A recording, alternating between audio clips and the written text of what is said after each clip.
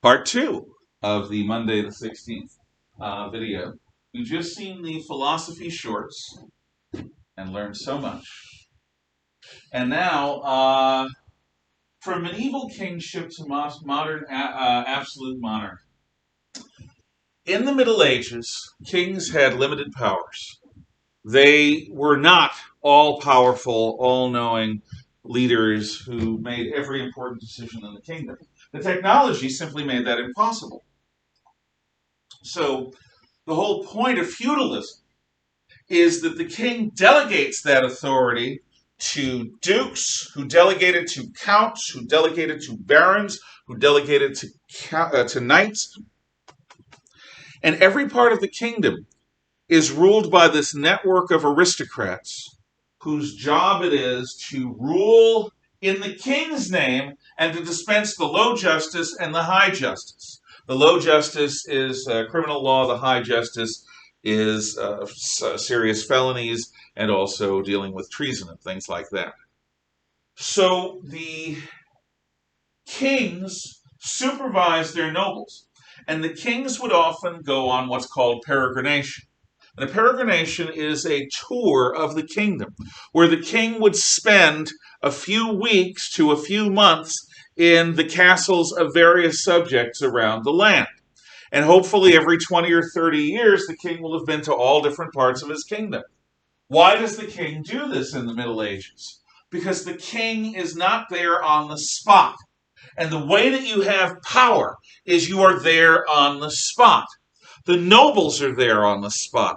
And the king cannot afford to trust them all about everything. So by personally going, first of all, he's weakening the noble, because the noble who hosts him has to pay for all of the king's food and has the entire castle messed up because the king and his court need the best rooms. So the noble moves to the fifth best rooms and everyone else moves down a notch until somebody ends up sleeping in the stables and being grateful for it. So that causes the nobles to weaken because the money that they might spend raising a rebellious army is spent on the king. Secondly, the king is there. And the king and his court are good at ferreting out information. So if the nobleman is trying to keep valuable information from the king, that's not going to work. Presumably because the king will ferret it out. The king is also there to be seen by his people, so that the king is not merely a myth or a legend, but so that the people can say, yeah, I saw the king. He rode by when I was a little boy.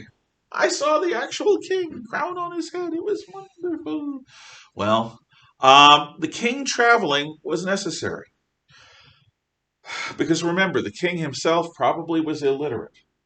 Members of his court, key members of his court, were probably illiterate. They probably relied upon churchmen, clerics, which is the origin of the word clerk.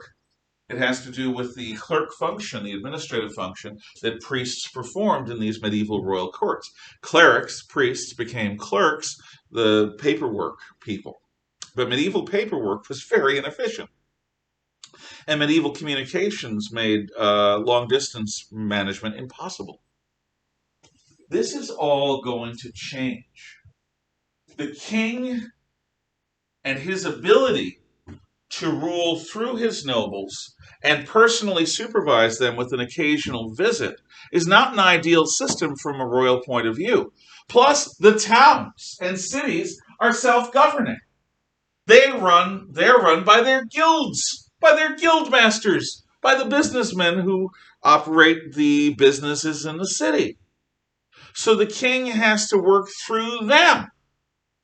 The people that the king directly commands is fairly small. Even though the king is the most powerful nobleman in the land, he is dependent upon both church and state for him to be able to convey his royal power.